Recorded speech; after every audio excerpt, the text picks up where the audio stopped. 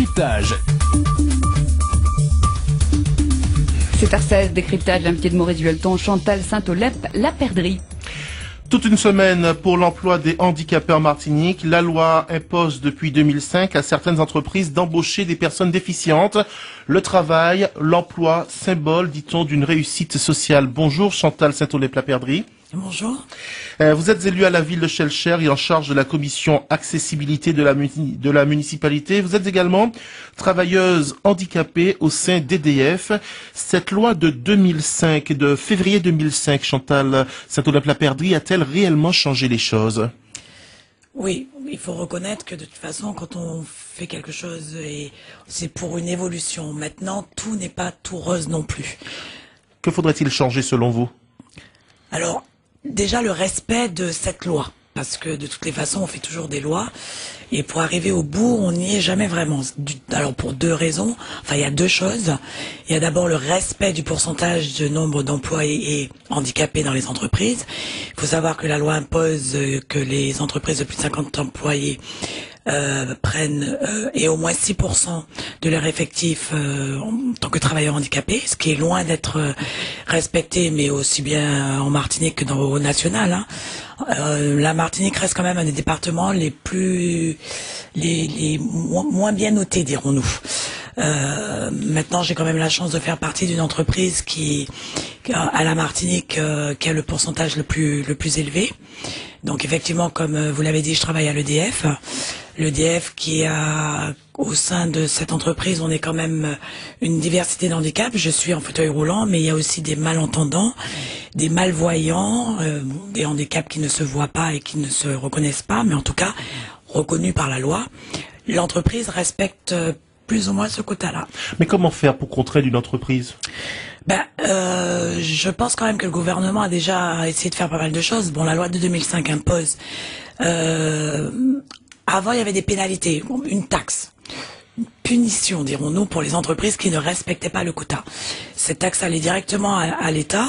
Aujourd'hui, ils ont un petit peu modifié les choses puisque ça s'appelle une contribution à l'emploi, c'est-à-dire que c'est directement versé à la GFIP.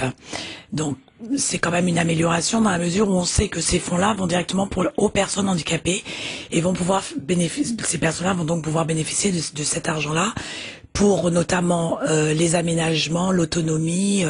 Donc il y a quand même des choses de fait. C'est très difficile parce qu'il faut reconnaître aussi qu'il y a un problème de formation au niveau des personnes handicapées. Il faut que les entreprises puissent effectivement se retrouver dans le personnel handicapé. On va y arriver sur ce chapitre de la formation, Madame Saint-Olep, La Perdrix, mais quand même, cette question de quota, on en a beaucoup parlé, pas seulement dans ce secteur du handicap, dans d'autres, par exemple, comme la représentativité dans les médias, par exemple. Est-ce une bonne chose?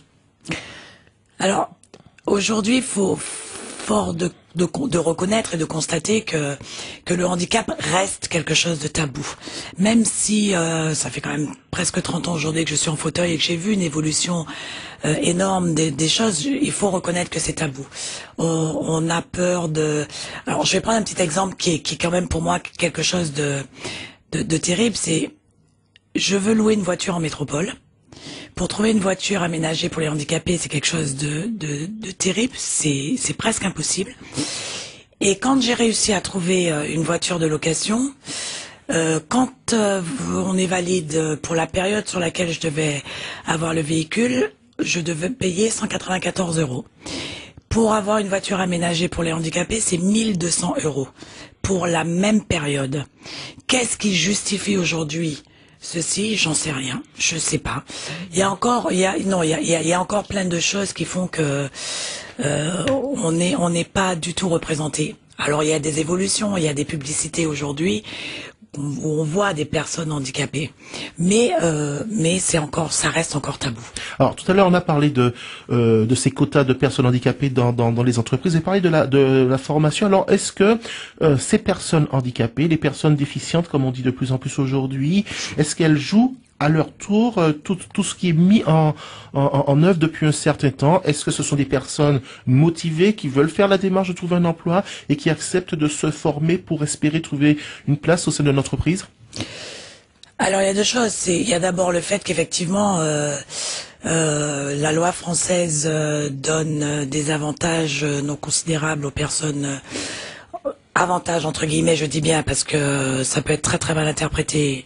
Je fais très attention à ça.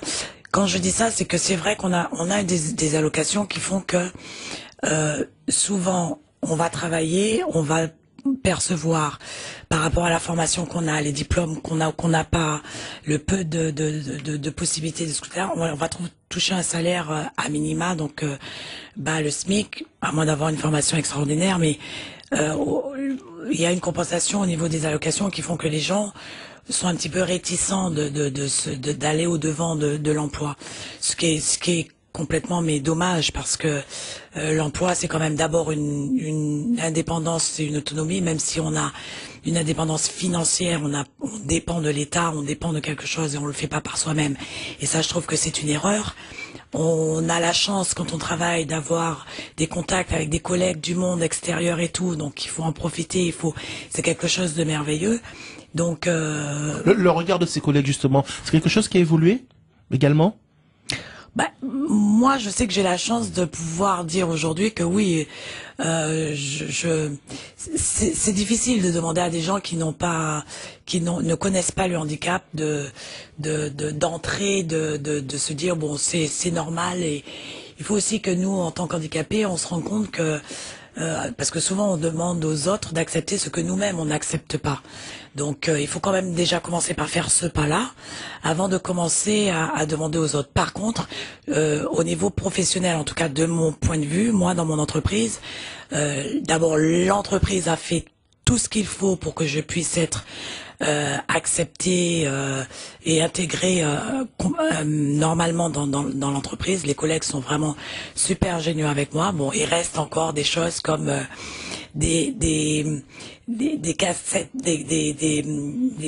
comment on dit ça, les casiers par exemple, pour mettre les documents, qui restent encore à des endroits qui sont pas accessibles pour moi, ou des choses comme ça. Mais parce qu'ils y pensent pas d'entrer, en fait, c'est logique.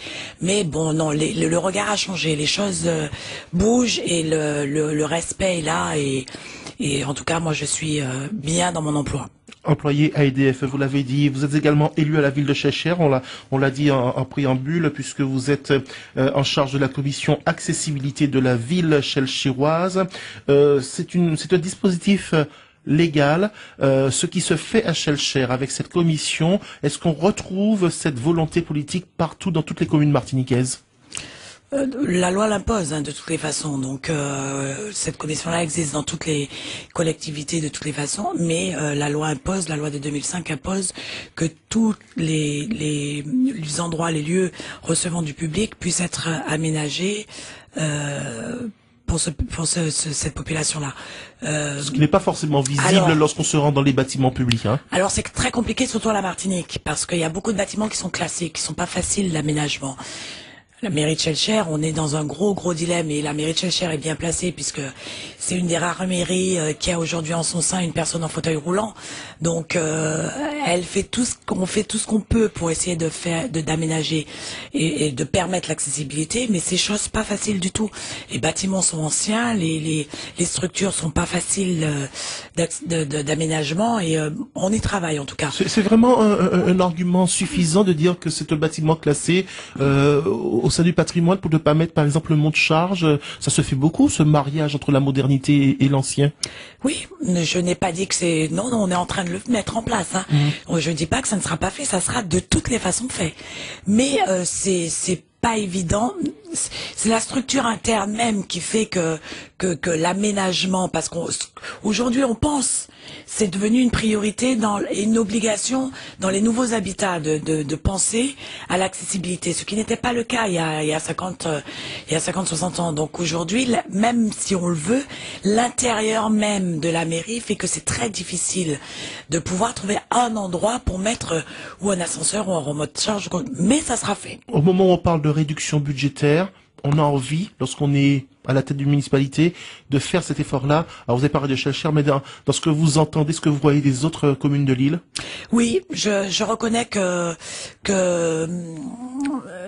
aujourd'hui c'est quelque chose, la prise en compte du handicap est très forte, et on met les moyens pour ça. Vraiment, on met les moyens.